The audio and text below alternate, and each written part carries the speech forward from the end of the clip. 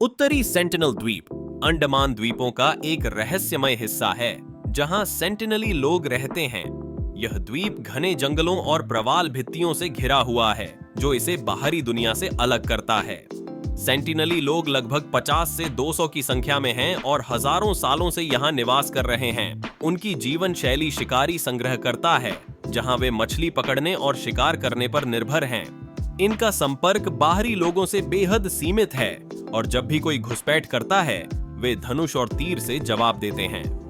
2006 में 2 मछुआरों की हत्या और 2018 में एक अमेरिकी मिशनरी की हत्या ने उन्हें अंतर्राष्ट्रीय सुर्खियों में ला दिया।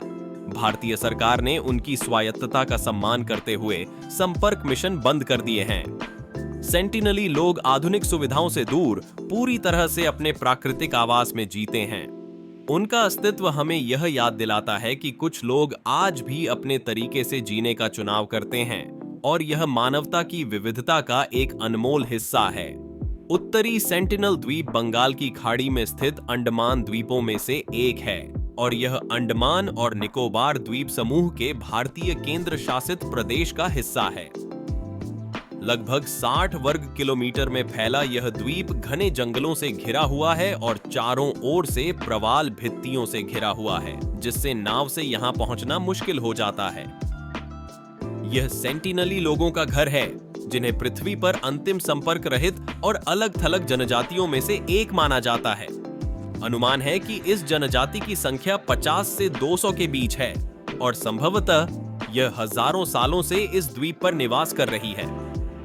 भारतीय सरकार सेंटिनली और बाहरी लोगों दोनों की सुरक्षा के लिए सख्त कानून लागू करती है। बीमारी के संक्रमण के जोखिम के कारण और जनजाति की स्वायत्तता को बनाए रखने के लिए किसी को भी द्वीप के 5 समुद्री मील के भीतर आने से रोकती है।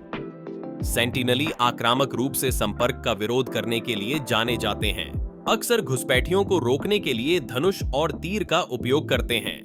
यह जनजाति शिकारी संग्रहकर्ता जीवन शैली जीती है जो मछली पकड़ने, शिकार करने और जंगल से इकट्ठा करने पर निर्भर करती है। वे प्राकृतिक सामग्रियों से छोटी-छोटी झोपड़ियां बनाते हैं और कृषि या पशुपालन का अभ्यास नहीं करते हैं। सेंटिनली लोग कम से कम कपड़े पहनते हैं और जहाज के मलबे से बचाए गए पत्थर, लकड़ी और धातु से बने औजारों का उपयोग करते हैं। उनकी भाषा अवर्गीकृत है और अन्य अंडमानी भाषाओं से अलग है। 20वीं सदी के उत्तरार्ध में उपहार देने वाले मिशनों जैसे शांतिपूर्ण संपर्क के कुछ प्रयासों के बावजूद अधिकांश प्रयासों का शत्रुतापूर्ण तरीके से सामना किया गया।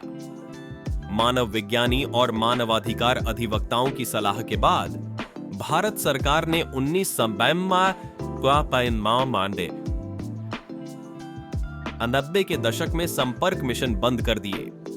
जनजाति ने 2006 में अंतर्राष्ट्रीय ध्यान आकर्षित किया जब उन्होंने 2 मछुआरों को मार डाला जिनकी नाव किनारे पर आ गई थी, और फिर 2018 में जब अमेरिकी मिशनरी जॉन एलन चाउ को अवैध रूप से उनसे संपर्क करने का प्रयास करने के बाद मार दिया गया। भारतीय सरकार ने जनजाति के अलगाव का सम्मान करते हुए उनके शव को वापस नहीं लेने का फैसला किया।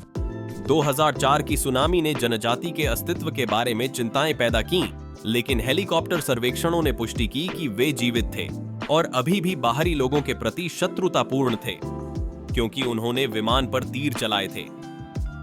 सेंटिनली लोग आधुनिक सुविधाओं, बुनियादी ढांचे या वैश्विक घटनाओं के ज्ञान के बिना रह रहे हैं।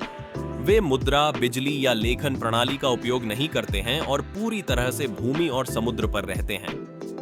सैटेलाइट इमेज से पता चलता है कि छोटी-छोटी साफ सफाई और झोपड़ियां हैं, लेकिन कोई सड़क या स्थायी संरचना नहीं है।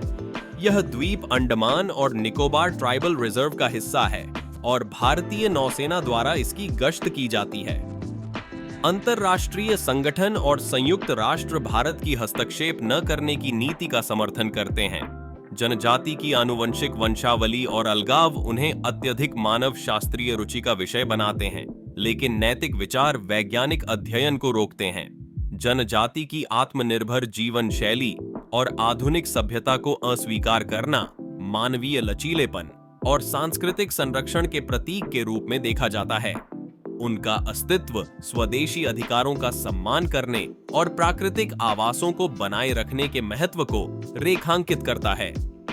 उत्तरी सेंटिनल द्वीप पृथ्वी पर उन कुछ स्थानों में से एक है जहां जीवन का एक प्राचीन तरीका अछूता है, जो मानवता की विविध जड़ों और उन लोगों के साथ सम्मानजनक सह अस्तित्व की आवश्यकता की याद दिलाता है जो अलग तरीके से जीना चुनते हैं।